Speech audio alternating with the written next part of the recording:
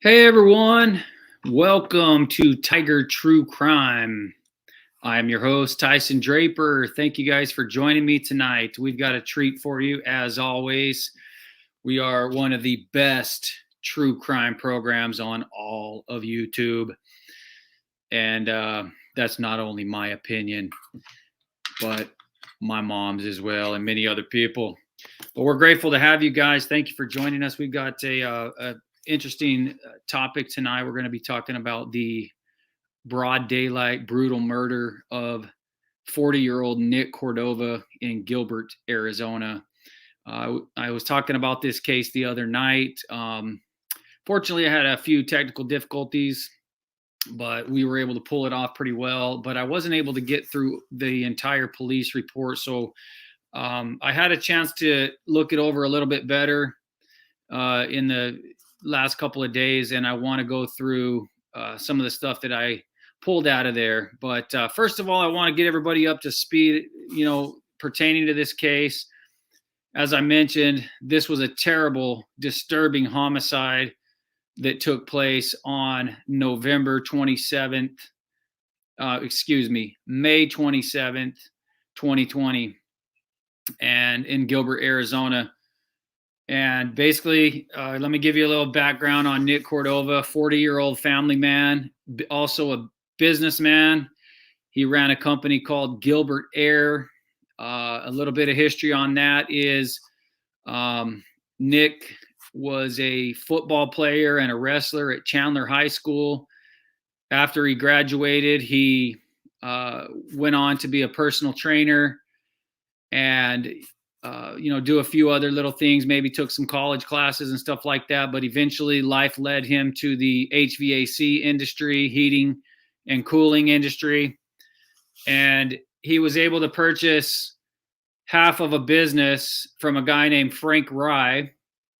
And the other half was owned by a guy by the name of David Sweetman. And we're going to be talking about that a little bit tonight, him.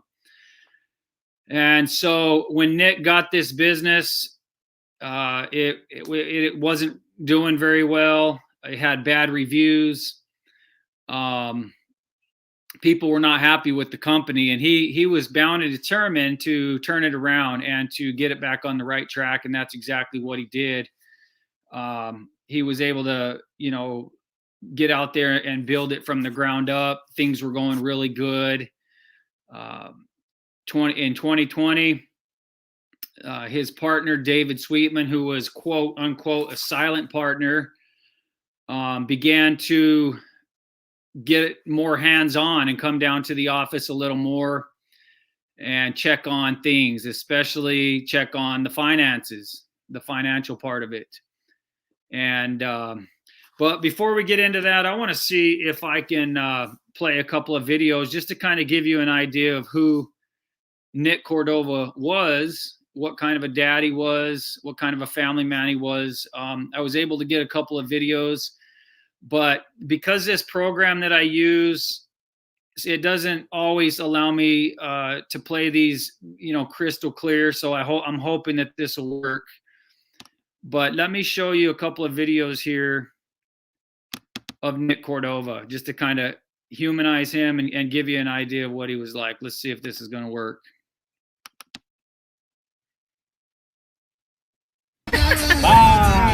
Let me see. How many did you do? You finished them all? 36 laps? He got 34. He ran out of time. Oh, awesome job.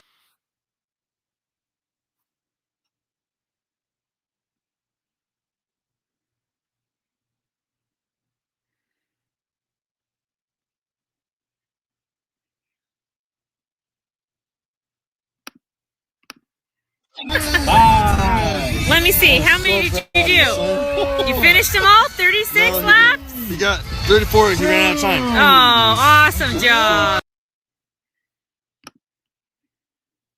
All right. Well, see, like I said, I'm not always sure if those videos are going to play or not. And unfortunately that one wasn't able to, but it was a little choppy, I think, on your end. It was on mine, but anyway, I wanted to kind of humanize Nick Cordova. I have some more of those videos. but I'm not going to try to play him for obvious reasons. And I don't know what's up with my program here. I've got great signal. I've got top of the line equipment now, so I'm not sure why those aren't playing. But that was a clip of Nick and his son Cruz at one of the school functions where Cruz was running laps, and Nick was there to meet him at the finish line, and there's a few others, but it kind of paints a picture of the kind of dad that Nick was. A great family man. I'll try to get some of these videos polished for next time, but yeah, man, they just paint a picture of who he was and what he was about. He's not the kind of guy that you would expect to be brutally murdered in broad daylight and in such a brazen attack. These killers came in to his place of business. And let me get this off here. Hold on one second. This happened on May 27, 2020 at about 5:00 p.m. Nick was at work. He was FaceTiming his two children who are very young, his daughter and son, and they were having a normal conversation like we mentioned the other night.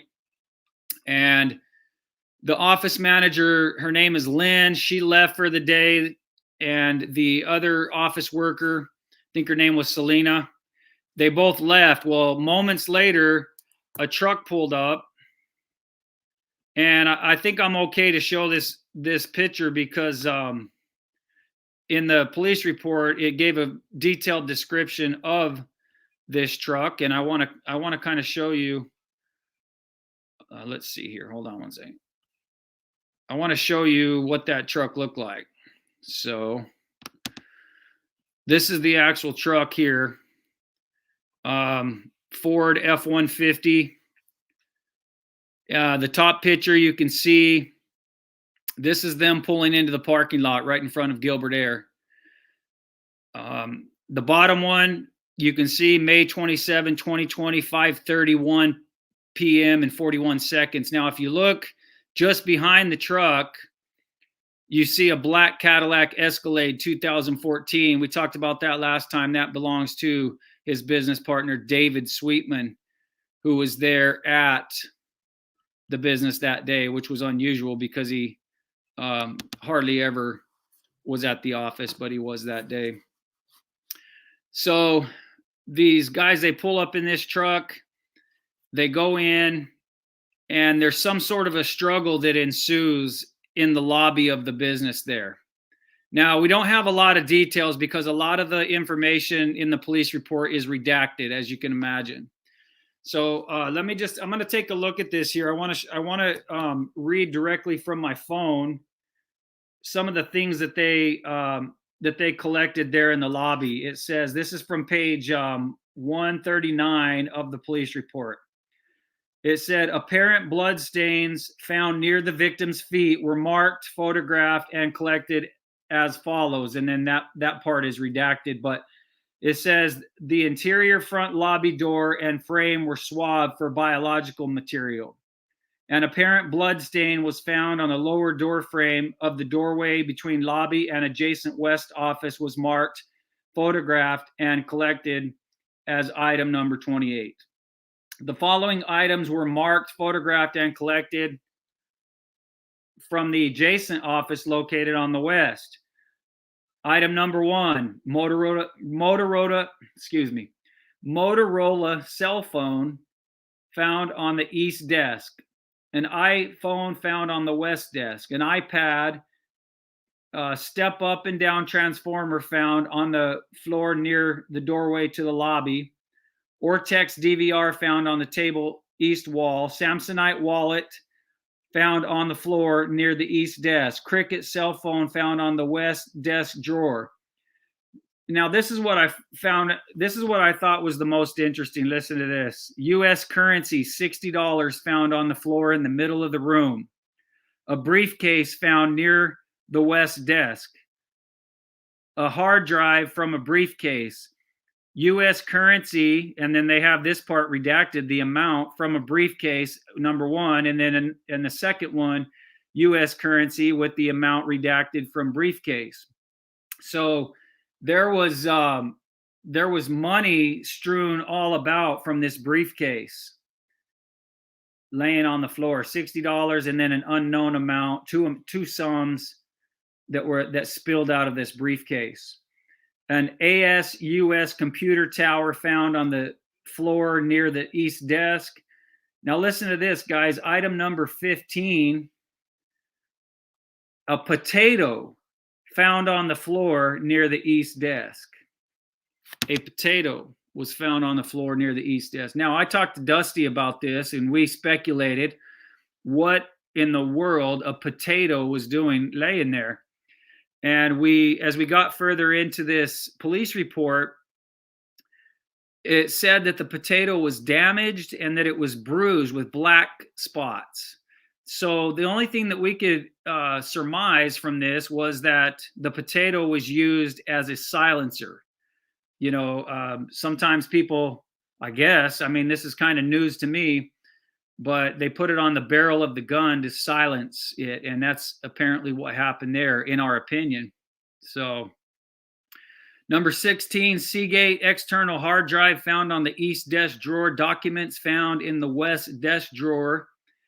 Now listen to this, item number 18. Now this is David Sweetman's desk, a receipt for a gun found in the west desk, a passport, my passport hard drive, west desk drawer, 2 USB drives found on the west desk, and then item number 22, a gun case and magazine found on the floor near the west desk. And as you read on, it had the magazine had 10 rounds in it, and this was that Sig Sauer semi-automatic 9mm pistol that we talked about last time that belonged apparently to David Sweetman. Now, what I found interesting too, remember we talked about when David Sweetman opened the door when the police arrived up first on the scene. He cracked the door open and he reached out and handed the first officer on the scene this 9mm gun, and it says in here that it had blood on it. So, and he handed it to him holding the barrel and said, "Oh my God, I'm sorry," which I found to be a very interesting statement. There were documents, number 23, 24, and 25 documents, and also another computer found. Now, what is interesting is that these computers that were found, the monitors and the towers and stuff like that, they were tipped over. Some of the cords had been pulled out. It looked like a struggle had really ensued. So something happened, you know, there obviously with Nick and these two perpetrators that walked in.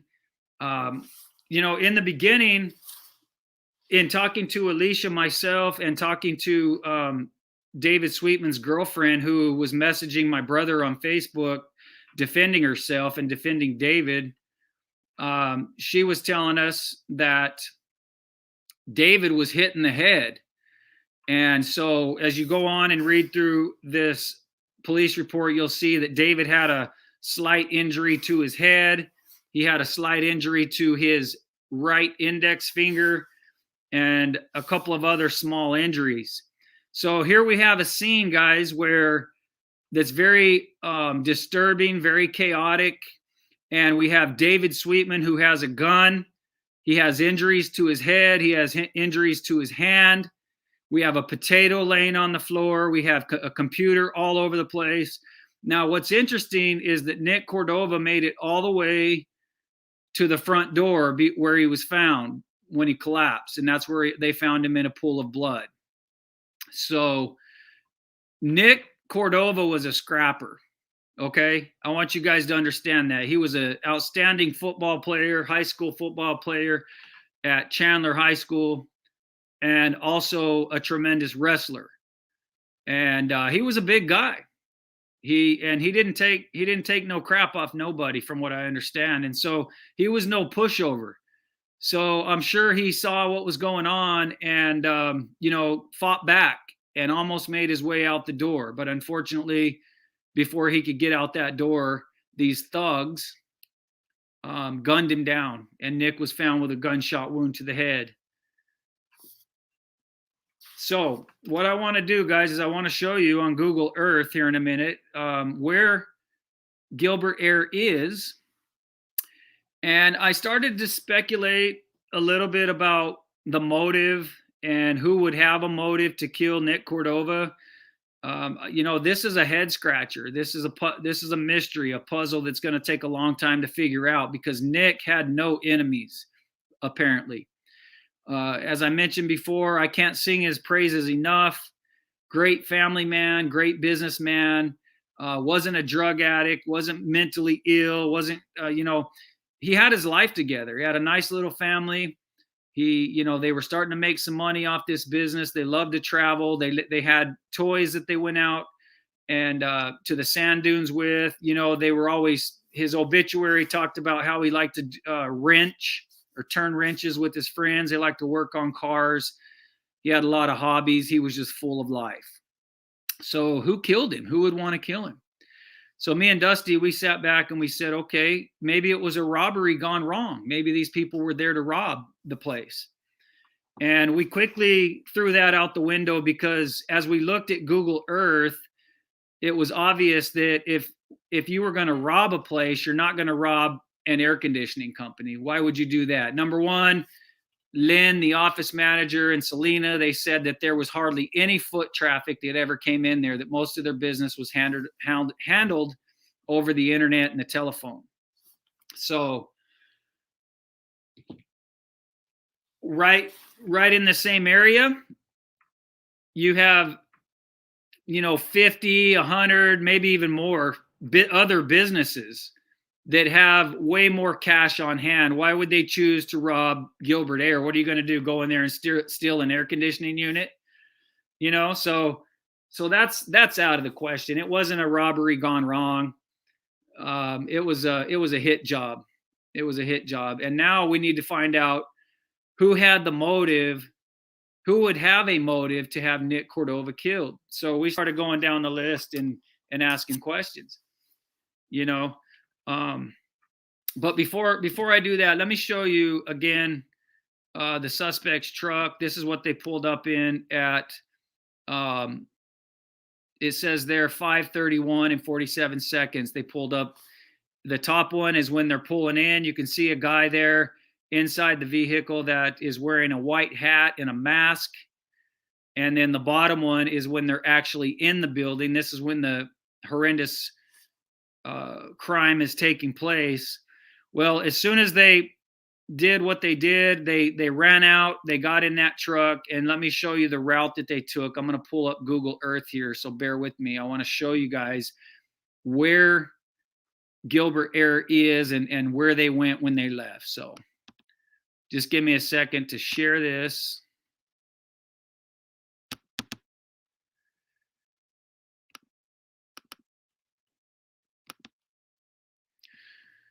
All right, let me make sure it's up there. Let's see. Okay, so I'm going to go back over to Google Earth and zoom in here. So if you look right here, directly down in front of you here, you're going to see all these different buildings right here. This is an industrial area. They have businesses over here to the west. They have businesses to the east. They have businesses to the south. Now over here on this side, it is a residential area. Okay. But we're going to zoom right on in to Gilbert Air. It'll go.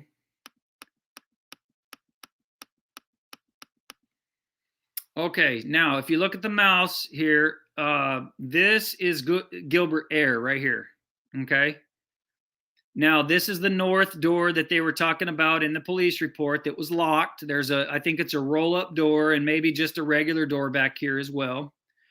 And here's the front entrance right here. Now this is where Nick was found. As the officer tried to open this front door here, he couldn't push it open. all the way. It just cracked open, and that's where David handed him the gun, and the officer set it down on the sidewalk. Police began to arrive. They cordoned this whole section off right here. Now, David Sweetman's 2014 Cadillac Escalade was parked underneath. This is a parking garage right here. Okay, this is covered parking.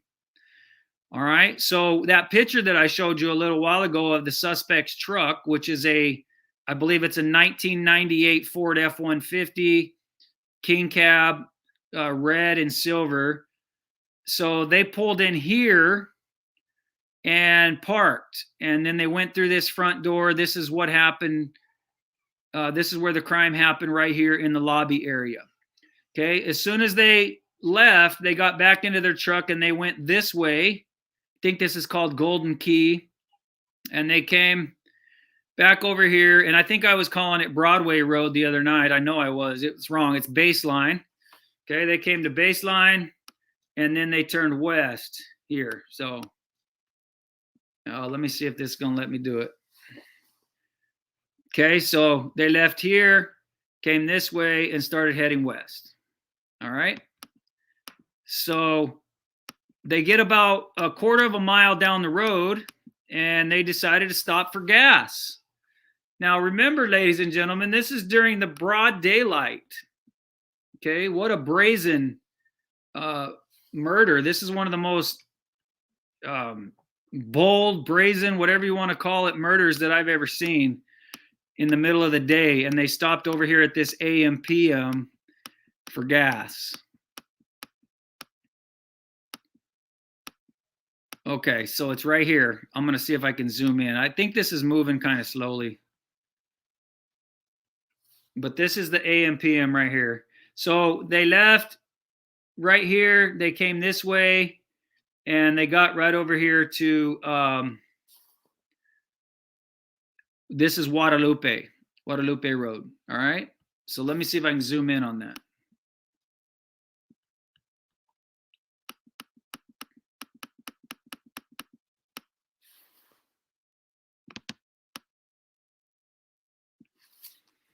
Okay, there we go. Okay, so that video, that photo that you guys saw that was released by the Gilbert Police Department with the suspect, this is where they were getting gas right here. And unfortunately, these cameras that are out here are not working. I'm going to take a pause and just make sure you guys can hear me, because I would hate to be doing all of this and you guys were telling me no sound. Okay, you guys can hear me? Electronic medium? Let's see what she says. I live across town. I can't believe the suspect has never been recognized by anyone and turned in. Electronic medium. Yeah, no kidding. It's crazy that this happened in broad daylight. And when the officers asked Chris Baldwin, who was one of Nick Cordova's workers, if he recognized these individuals, he didn't, and neither did Lynn, the office manager. So nobody knew who these people were. So they were obviously from out of town or from out of the country, something. So anyway, you guys can hear me. Good. I'm going to go back to this. All right. So they stopped here for gas. Let me zoom in. Now, what the officers did as part of their initial investigation is they started searching the dumpster here to see if maybe they threw the weapon in here. It was not located. Now, what I did one day, because sometimes I get crazy in these cases, I actually went and walked from here. I searched the dumpster as well, and I walked all along here, along these roads. You can see that there's bushes and trees. I looked in every single one of these bushes here, and even in this little culvert right here, this ditch, to see if I could find the murder weapon, and they did not apparently throw it out. So they had it with them. Now, who stops for gas right in the middle of the daylight? Now, remember, this is May of 2020. This is right after the pandemic started. Everybody was mask crazy. Everybody was wearing masks. But this guy didn't even have a mask on.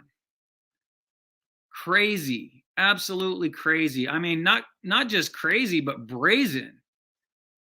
This is like almost unheard of, man. Like, if you're going to plan a murder, not that any of you would, but if you are going to plan a murder, I mean, wouldn't you like plan all this out? Like, okay, I'm going to do it at night and I'm going to have a mask on and I'm going to, wear all black and all this and that. I know it's kind of demented thinking. Not that I ever think about murdering anybody, but you know what I mean? Like, these guys didn't even care.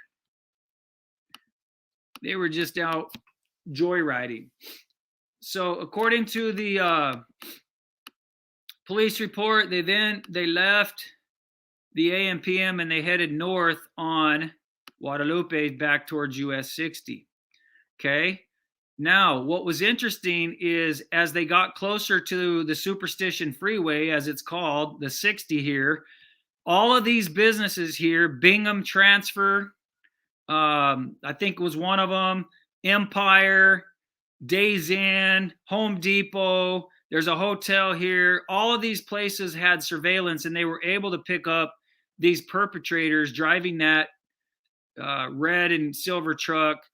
Now, this is where it got a little confusing for me, but I think that they turned west on US 60 and they headed, see, it's called the Superstition Freeway.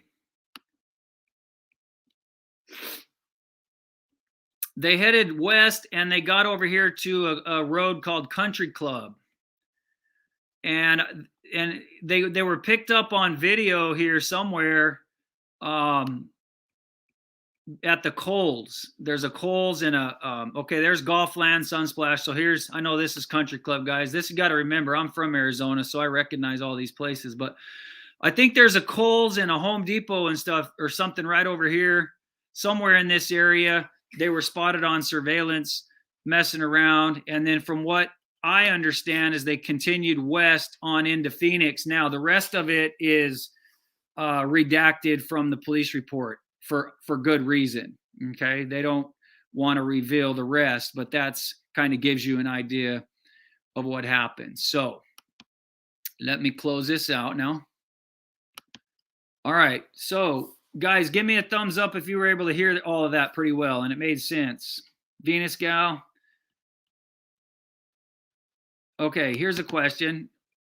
What is the proof these men were even there? I followed this, but can't recall. It isn't just based on what Sweetman said, is it? No, it's not. It's all video surveillance, okay?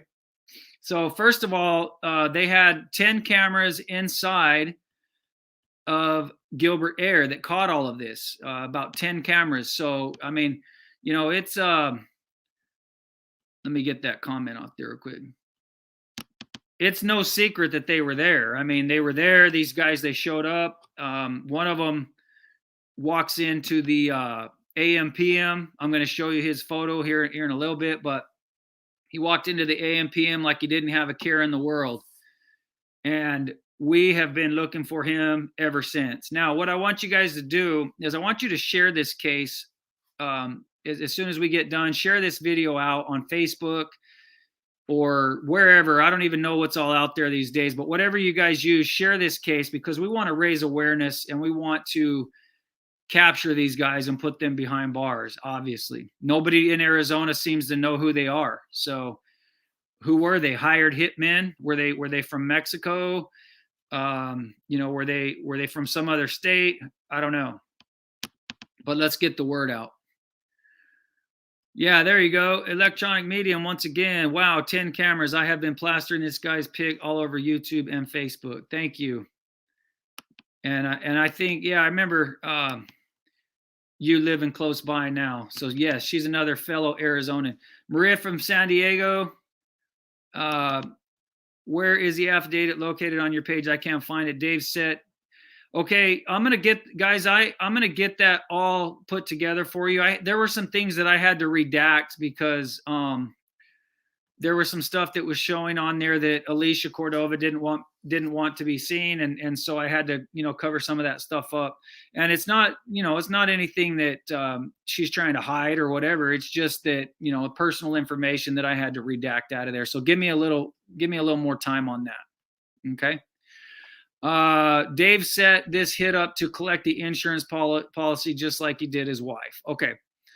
So I'm going to talk, that leads us right into the next part.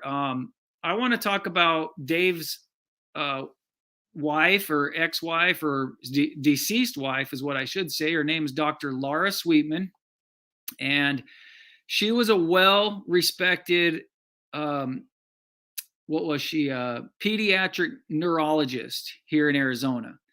And everything that I've been able to find about her, she was very loved by all of her patients, by the community, by her friends, by everybody. She was just such an amazing human being. And she was 40 years old when she died. 40. So very young. Let me show you a couple of pictures of her real quick. I got them here. So this is what Laura Sweetman looked like. Very, very attractive woman. She had a couple of kids with David Jr. and a couple of others. I pulled these right off the internet. Here's another one of her. Okay, she's on the right. Kind of gives you an idea. Here's another one. She's the one here in the black. And here's another one. Okay, now take a look at that picture, everybody. Does she look like she's unhealthy? Does she look like somebody that would die at 40 years old? Okay, now, I mean, anybody could die. I mean, it's not, I mean, the healthiest person in the world could die. But I'm just saying, the victimology of Laura Sweetman was very low. I mean, she lived a very active lifestyle, very healthy. She supposedly drowned in a bathtub. That's what I've been told. This guy is David Sweetman. Okay, this is Nick Cordova's partner and Laura Sweetman's husband. Okay, this is actually a mug shot that you can find online. And remember that story I was telling you about when he ran the towing business and people would park in the Jack in the Box parking lot over on Mill Avenue. Well, that's where I got this picture from, his mug shot. It talks about that on there. You guys can go Google him and take a look. Now, one thing I found interesting is David Sweetman has scrubbed his online presence, because when this case first broke, almost, a couple years ago now almost, I started looking up David Sweetman and there was quite a bit of stuff on there. But since then, it's been scrubbed. But this one is one that's still there, his mugshot. I'm sure he wants that to disappear. But guess what, Dave? It's still there, buddy. So now what law enforcement did when Laura Sweetman died, when she drowned in the bathtub, is they looked at this like, this looks very suspicious. But there was not enough evidence to convict or try or charge anybody in any crime. So it's all speculation. But now we have two suspicious deaths surrounding one person. What's the common denominator? David Sweetman. Okay, so keep that in mind. Let's see, what else was I going to share with you guys here real quick? The suspect, I'm sure most of you guys have seen it, but there he is. Let's plaster this guy's picture all over the place. So he was the passenger in the vehicle, the driver that had the mask on and it looked like a white hat. I thought it was a cowboy hat, but I don't know, maybe it was, maybe it wasn't. I guess it doesn't matter. But this guy comes in here, pumps some gas, and they have never been seen since. So plaster that guy's ugly face, that big, ugly, disgusting face all over the internet, and let's put this creep behind bars. So go back over here to your comments real quick. Let's take some questions, guys. All right, Fuzzy Doxy right out of the gate. So I bet they are in Mexico. Okay, that's that's a very logical statement. That's something that I've bounced off my brother too, and that we've talked about a lot with this case. Arizona is a border state. Obviously, we're not too far from the Mexican border. And when criminals cross the border, it creates all kinds of problems for law enforcement to try to extradite them back, things like that. So it could be, it could be. Also, let me show you real quick. I'm going to go back to Google Earth because I want to show you how close we are to the reservation. Now, I don't think he's anywhere on the reservation because somebody would have seen him by now. But I just want to show you just for kicks and giggles here. So if we go back here and I zoom out,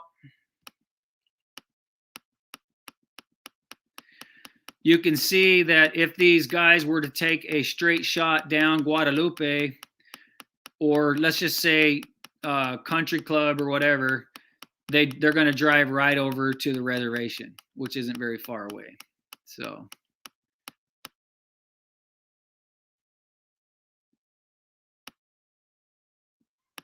okay, so you notice all of this land out here, that's bare. So we got all these houses and businesses. All of this is the reservation right here.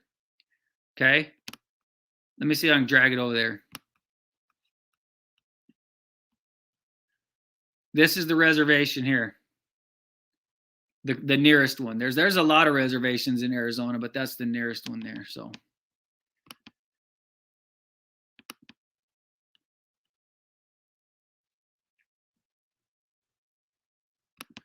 all right, so yeah, they could be in Mexico, or they could be, on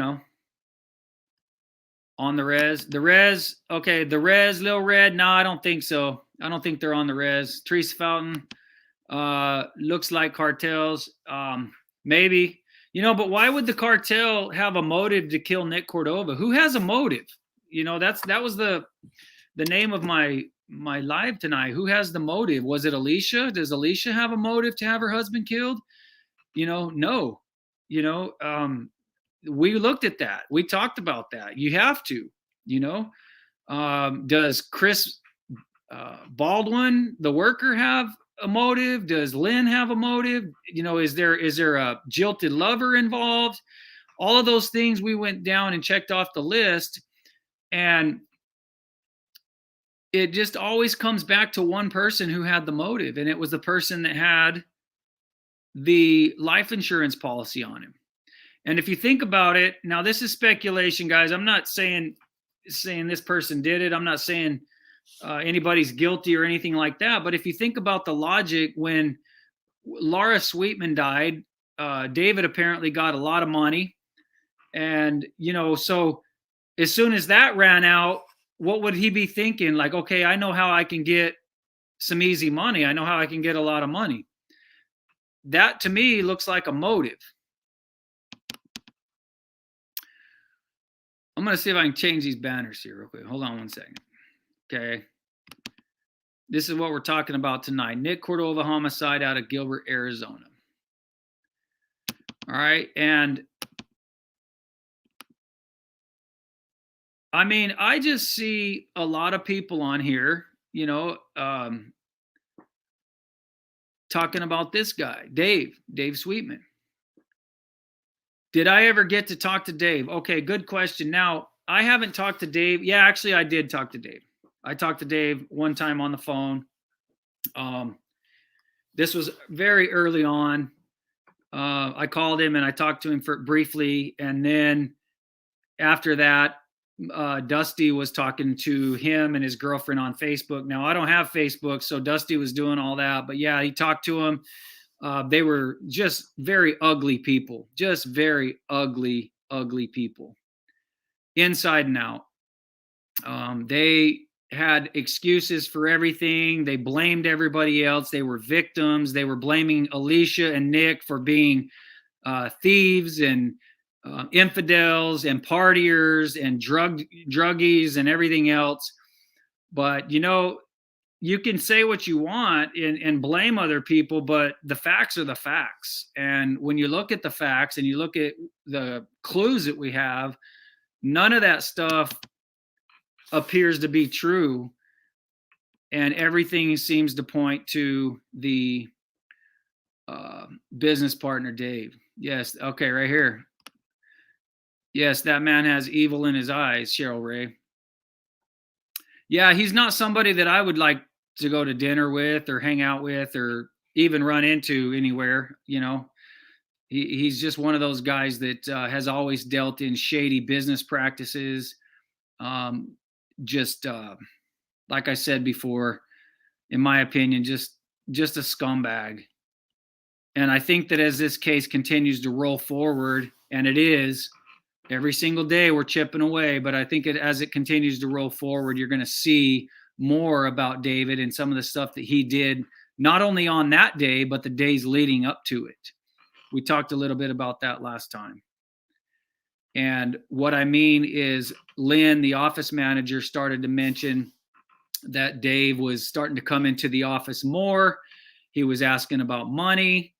He was wondering where Nick was, when he was going to be in the office, what his schedule looked like.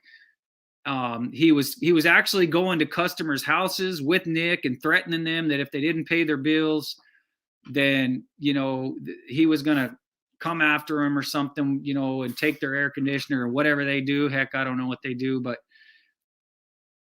it's just not a good situation. Okay.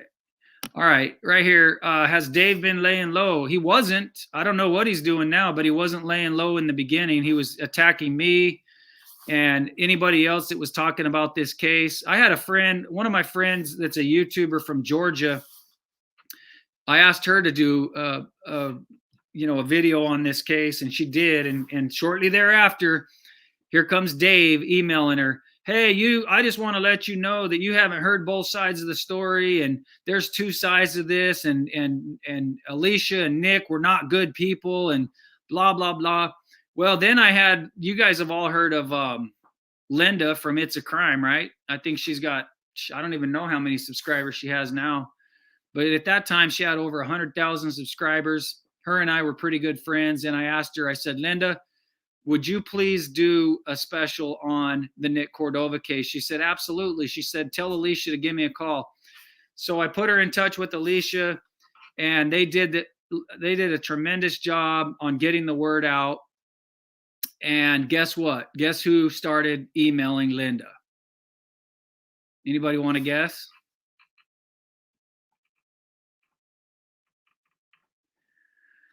Yep. Old Dave Sweetman started emailing Linda from It's a Crime and saying, oh, you haven't heard both sides of the story. And Tyson Draper is almost 200 now. Good for her. Yeah, Cat H. He's a sweet man. I don't think that name fits him very well. But anyway, my point is, guys, I reached out to some of my fellow YouTubers and people that were, had more of a platform than I did. And I said, hey, please start talking about this case. We need to catch these guys and put them behind bars. This is a disturbing case. These poor children were on FaceTime with their father when he was brutally murdered.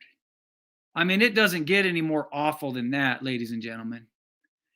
And I want these people behind bars. And so I was reaching out to people saying, hey, help me out with this. And they did, out of the kindness of their hearts. But what we found interesting is Dave, everywhere we went, there was Dave going out, controlling the narrative, trying to put out the fires. To me, I don't know about to you guys, but to me, that speaks guilt when you do that, when you try to control the narrative. And it also shows a character flaw. It shows narcissism big time. And some of you guys that follow the Suzanne Morphew case, we've seen enough of that'll make you want to vomit.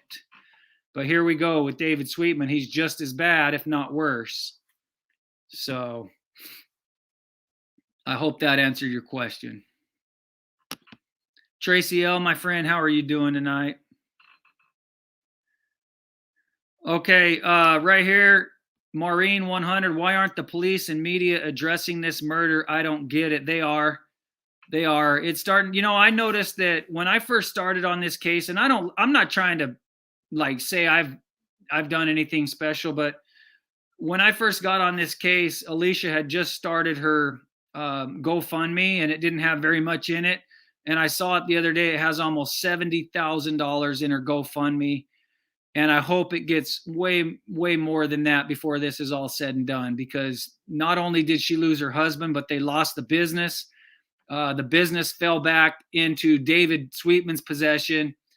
And shortly thereafter, after collecting money off of it, he closed it down.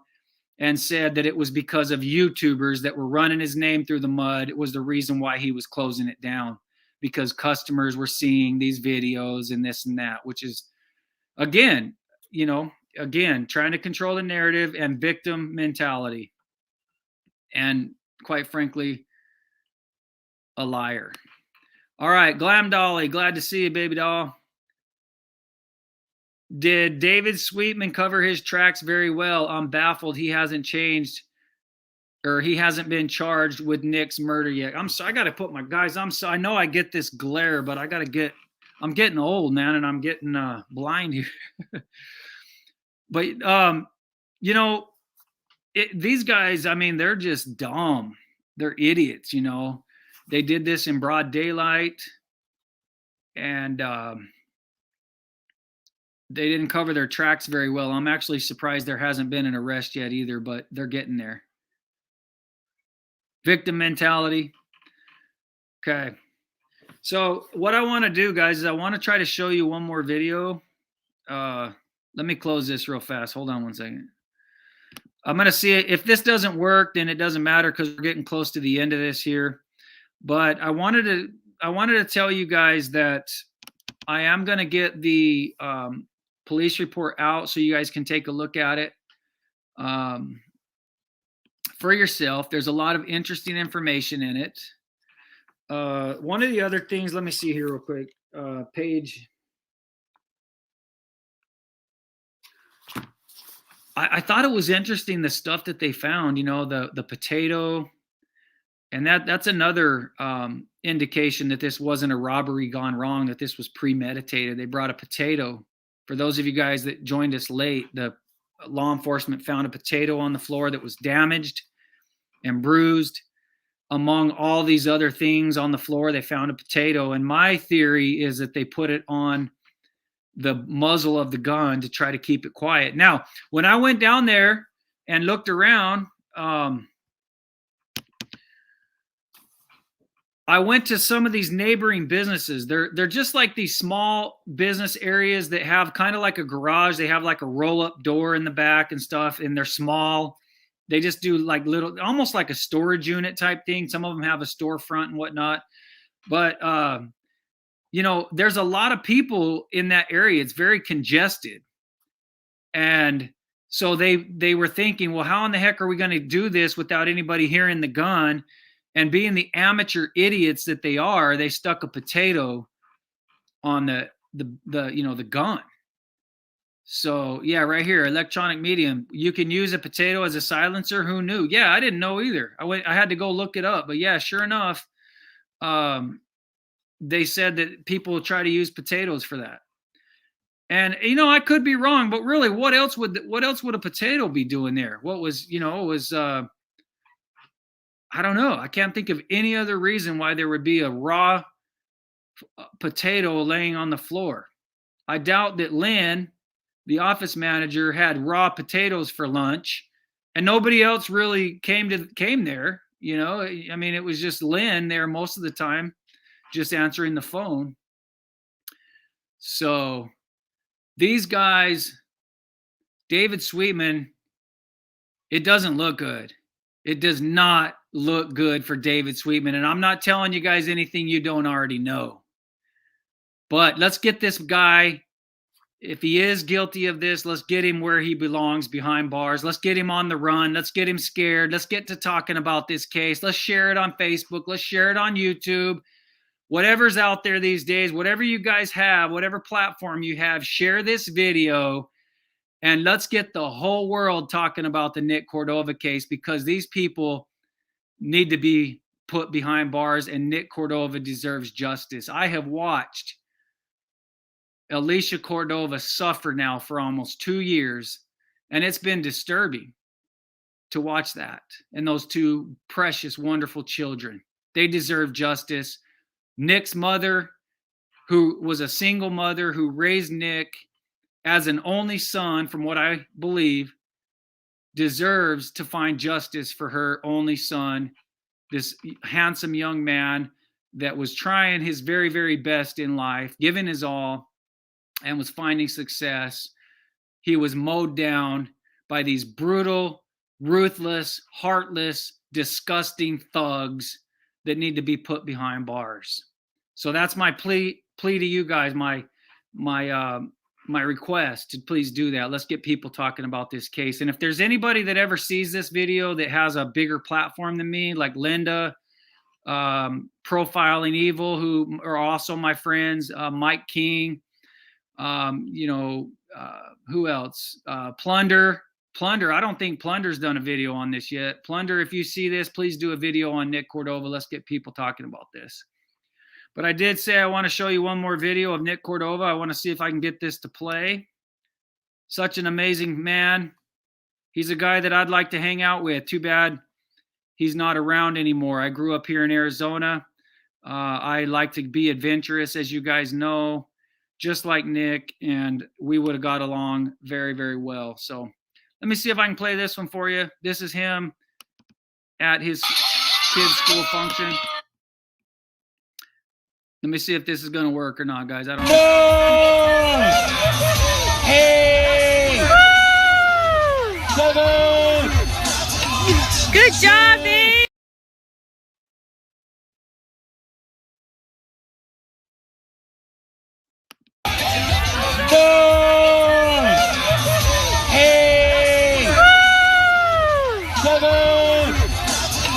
Good job, Nate! All right. Well, yeah, I don't know why. I just barely got these from Alicia. Alicia sent me these tonight, so I didn't have a lot of time to play around with them. So I didn't get a chance to load them up real well, but I just thought I would try to share them with you guys. But there's another one of Nick riding on a sled with his kids in the snow and doing some other stuff. So anyway, I want to tell you guys how much I love you and appreciate you. Yeah, ask Duty Ron. I mean, I don't know Duty Ron very well or any, some of those other guys, but ask them, put the feelers out there.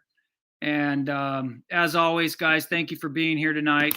I love and appreciate you, and we'll continue to do this. It's only going to get better and better as we go on, bigger and bigger. I'm going to start covering these cases more, getting the word out, talking about it. Zoe Valentine, thank you, guys.